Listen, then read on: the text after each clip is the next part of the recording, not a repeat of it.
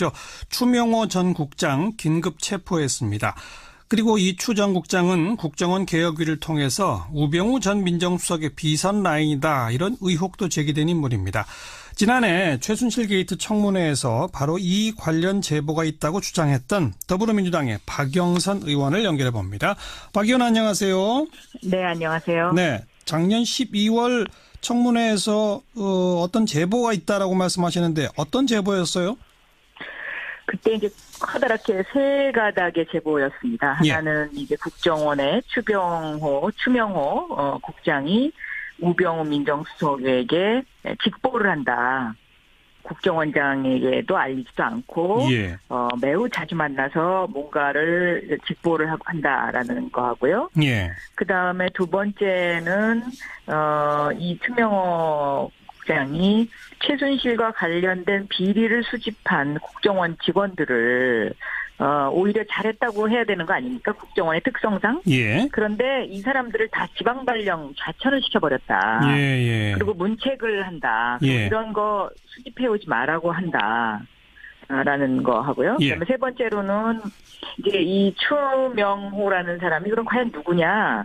그러니까 인수위 때부터 이제 그 박근혜 대통령의 국정 운영에 쭉 관여를 했었는데 이 인척이 그 1998년 대구 달성에 당시 한나라당 간부였었다. 그렇기 때문에 박근혜 대통령, 이 인척이라는 사람이 박근혜 대통령과 아주 오래전부터 가까운 사이였다. 이런 정도의 그 제보가 들어왔었습니다. 그래서 제가 이 제보를 바탕으로 해서 여기저기 좀 확인을 해보니까 이게 사실이다. 라고 제가 이제 좀 확신이 서서 우병우 전 민정수석에게 추국장을 아느냐 이렇게 질문을 했었던 것이죠. 그때 질문하니까 우병우 전 수석이 뭐 한 번인가 만났고 전화 통화는 가끔 한다 이랬었죠. 그런 정도로 이제 얘기를 했고요. 나머지 사실에 대해서는 이제 부인을 했었죠. 그런데 이번에 국정원 개혁위원회에서 그다음에 검찰에서 첫 번째, 두 번째 지금 방금 정리해 주신 두 제보는 다 사실로 드러났네요. 그렇습니다. 뭐 최순실 관련된 보고를 모두 몇 차례나 했다고요? 뭐 굉장히 많이 했다고 제가 그렇게 이제 들었는데 그 최순실과 관련된 모든 보고를 중간에서 그러니까 아예 이렇게 틀어막고 있었던 거죠. 그리고 이것을 우병우 민정수석에게만 직보를 했던 것으로 보여지고 그 팀, 그러니까 어떤 하나의 팀을 꾸려서 아예 이제 그렇게 활동을 했던 것으로 보여집니다. 국정원장한테 자기 직속 상관인 국정원장한테도 보고 안 하고 우병우 수석한테만 바로 최순실 관련 보고를 계속 지속적으로 해왔다. 그런데 그 당시 우병우 전 수석은 최순실 진짜 모른다고 그랬었잖아요. 그렇습니다. 그런데 이분이 모른다고 했던 것은 거짓말이 아닐까 저는 그렇게 생각합니다. 아니 그러니까 지금 국정원 개혁위원회에서 밝혀낸 바에 따르면 모두 170여 차례 정도나 되는 최순실 관련된 각종 뭐 동향 보고 등등을 우병우 전 수석한테 직보했다는 얘기인데 그 보고서를 그러면 읽어보지도 않고 쓰레기통에 버렸으면 모르겠습니다만 그러니까요. 지속적으로 이렇게 읽어봤다면 모를 수가 없는 거죠. 그렇습니다. 그러니까 너무 기가 막히다라는 생각이 듭니다. 자, 그뿐 아니라 뭐 각종의 불법 사찰, 뭐 그 가운데는 이석수 감찰관 얘기도 또 나오더라고요. 그렇죠. 이제 이석수 감찰관이 이제 제대로 뭔가 조금 일을 해보려고 이제 하니까 이것을 막으려고 우병우 수석이 이제 추명호 국장을 서로 이제 이용했던 것이 아닌가 이렇게 생각이 됩니다. 바로 그 이석수 감찰관이 우병우 전 수석을 감찰하니까 우병우 전 수석은 추명호 국장한테 지시를 해서 반대로 이석수 감찰관을 뒤져라. 그리고 뭐 민간인들에 대한 불법 사찰, 또 블랙리스트 작성 이런 것들은 지금 어느 정도 밝혀지고 있습니까? 지금까지 뭐 언론에 보도된 내용들이 아마 현재까지 밝혀진 것에 아마 대부분일 텐데요. 예. 이 어떤 그 박근혜 정권 당시에는 이제 우병우 수석과 이 추명호 국장 사이에 있었던 어떤 이런 사찰과 관련된 부분만 지금 밝혀지고 있지만 예. 여기에 원조는 사실은 이명박 전 대통령이죠. 예. 그러니까 이명박 전 대통령이 민간인 사찰을 해서 그 민간인 사찰 자체가 문제가 됐었고 청와대가 여기에 직접 개입을 하고 그리고 이명박 대통령의 비서실장이 이 민간인 사찰을 했던 팀에게 경력금을 줬던 것까지 예. 그때 문제가 되지 않았었습니까? 예. 그래서 사실은 저는 이 민간인 사찰과 관련된 부분의 원조는 그 이명박 정권부터 내려왔던 것이기 때문에 예. 여기에는 그 청와대도 자유로울 수 없고 검찰도 자유로울 수가 없다라고 저는 보고 있습니다. 예. 추명호 전 국장이 그 김영한 민정수석 비망록에 등장하는 우병우 팀. 네. 그 비망록에 등장하는 우병우 팀이 바로 추명호 국장 바로 팀입니까? 네, 그렇죠. 지금 말씀하신 바로 그거죠. 그러니까 그 최순실에 대한 그 정보 수집을 못하게 하고 예. 그 우병우 민정수석에 직보했던 그 팀입니다. 근데 이 팀에서 예. 미르재단과 그 K스포츠에 관한 그러한 그 각종 그 문제가 있다라는 정보도 수집을 했던 것으로 예. 그때 제가 그렇게 기억을 하고 있고요. 예. 근데 그것을 수집을 해놓고는 우병우 수석에게 보고만 하고 거기서 이제 그냥 뭉개버린 거죠. 예. 뭉개버린 거고 또 심지어는 나중에는 이 팀들이 그 기업의 IO들한테 기부금을 좀 많이 내라. 라는 어떤 그런 간접적인 사인까지 보냈던 것으로 제가 그렇게 기억하고 있습니다. 예. 그러니까 뭐 그런 문제가 있다. 국정농단의 문제를 차단하기는커녕 오히려 그걸 도와준 거군요. 도와주고 그리고 이제 방조한 거죠. 쉬쉬한 거죠. 네. 그러니까 이 최순실의 실체를 김기춘 비서실장도 알고 있었지만 그것을 그냥 묵인했던 거고요. 예. 우병우 전 민정수석도 저는 그렇게 묵인했던 것으로 그렇게 보여집니다. 네, 알고 있었으나 묵인한 것이죠. 묵인이 아니라 방금 표현은 국정원 팀이 기업들한테 돈 내도록 오히려 저걸 했다면 도와준 거죠. 글쎄, 그거는 해석하기 나름인데요. 아하. 그러니까 제 얘기는 민정수석이라는 위치에서 봤을 때, 민정수석은 잘못된 것을 파헤치는 자리 아닙니까? 그렇죠. 그런데 그렇죠. 그 잘못된 것을 파헤치라는 그 사람한테 고양이한테 생선을 계속 갖다 주고 있었던 거니까요. 예.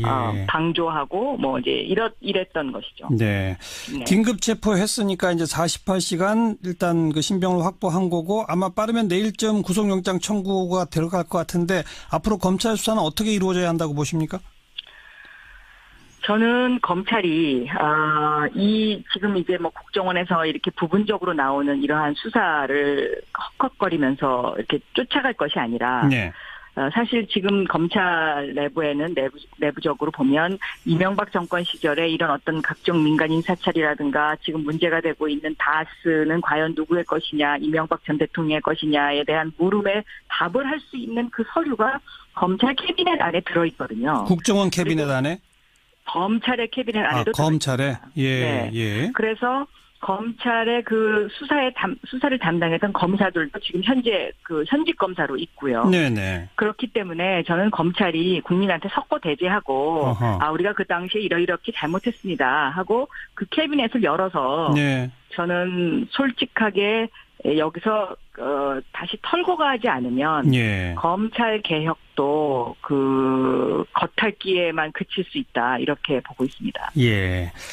그리고 우병우 전 수석에 대한 재조사도 있어야 되겠죠? 당연히 그건 해야 된다고 저는 생각합니다. 왜냐하면 우병우 전 수석에 대한 수사는 팔이 안으로 굽는 그 검찰의 그냥 형식적인 수사였었기 때문에 이 부분에 대한 재수사는 반드시 철저하게 해야 된다라고 알겠습니다. 생각합니다. 방금 그 다스 문제 언급하신 김에 박 의원님이 얼마 전 국감에서 다스가 상속세 내는 과정에서 국세청이 도움을 줬다 이런 의혹을 제기하는데 무슨 내용입니까? 다스가 이제 과연 누구의 것이냐가 지금 국민들의 최대 관심사지 않습니까? 예. 그런데 이 다스의 주인이라고 알려진 김재정 씨가 사망을 하고 나서 이 김재정 씨 명의로 되어 있는 부동산이라든가 각종 재산들이 있는데 이것을 그 상속세를 내는 데 있어서 이 부동산을 담보로 해서 보통 이제 이 국세청이 받아줍니다. 예, 예. 그런데 국세청이 그 담보들이 근저당 설정이 되어 있다는 이유로 해서 다스의 주식으로 이제 그 물납을 받아주는데요. 예. 이 주식으로 물납을 받아주는 경우는 이것도 저것도 안 되는 경우에 어쩔 수 없는 경우에 받아주는 것이거든요. 예. 그런데 이 근저당 설정의 과정을 보면 그 상속세를 내야 되는 마지막 날 가서 근저당을 설정한 물건이 하나가 있고요. 아하. 또 충북에 있는 땅 같은 경우는 이명박 전 대통령의 이름으로 190만 원 근저당 설정이 돼 있다는 것으로 해서 그 땅도 피해갔습니다. 아니 딱 190만 원 근저당으로? 네, 그렇습니다. 네. 예, 예. 그렇다면 그 땅의 주인은 실제 주인은 누구냐는 것입니다. 그러니까 그렇죠. 그 김재정이라는 사람 이름으로 되어 있지만 그것은 이명박 전 대통령의 땅이라는 것이 거의 확실하고요. 네. 국세청이 그걸 알면서도 그냥 피해갔다면 이건 국세청도 하나의 그 당시에는 동조 세력이었다. 네. 그래서 여기에 대한 대책이 마련돼야 되는 것 아니냐. 그리고 이러한 국세청의 그 근저당 설정이 되어 있는 그 자료가 다스가 이명박 전 대통령의 것이라는 것을 확신을 갖게 해주는 하나의 근거 자료다. 예. 근거물이다. 예, 이런 그 의문을 충분히 제기할 수 있다. 이렇게 국감에서 질의를 했었습니다. 그랬더니 국세청장은 뭐라고 답변하던가요?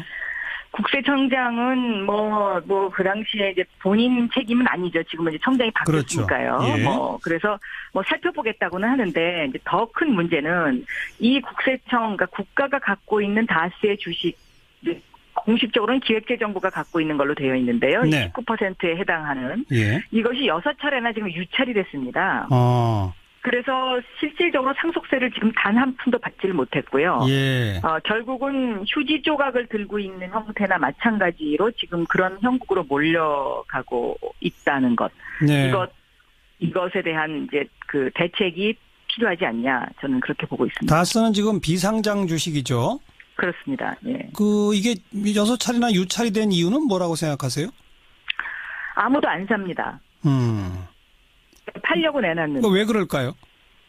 그거를 저는 좀 수사를 해봐야 된다고 생각합니다. 왜냐하면 이게 이제 6차례 유찰이 되면은요. 예. 무슨 문제가 또 발생을 하냐면요.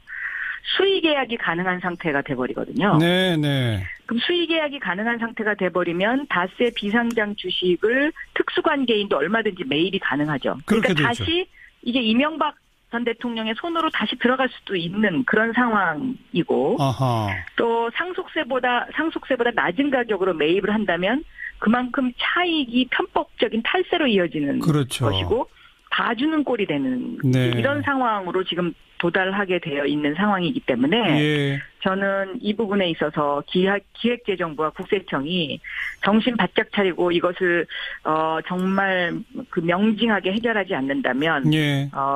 이것도 또한 문제가 될 것이다라고 보고 있습니다. 그러니까 상당한 수익을 내고 있는 기업 아닙니까 다스가? 그렇습니다. 그런데 그 주식이 6차례나 유찰됐다면 그것도 뭔가 석연치 않으니까 그 유찰된 과정도 수사가 필요하다? 네. 왜냐하면 최초 매각 예정가가 1,426억이었었는데요. 네. 지금 856억 원까지 하락을 했습니다. 예. 네. 그러니까 이것은 제가 보기에는 이러한 상황으로 몰리게끔 국세청에서 상당히 이것도 방조했다는 그런 그 의심을 품을 수가 있는 것이죠. 아니면 애초에 그 주식을 세금으로 대신 받아주면서 너무 높게 가격을 책정해 준 거군요. 그럴 수도 있죠. 네. 예. 그러니까 이것은 좀 더 꼼꼼하게 좀 들여다봐야 되는데 국세청이 개인 납세라는 그 이유로 자료를 제대로 주지 않고 있기 때문에 이거 제가 지금 더 이상은 지금 이걸 파헤칠 수가 없는 그런 상황입니다. 네. 박영선 의원께서는 다스가 누구 거라고 생각하세요?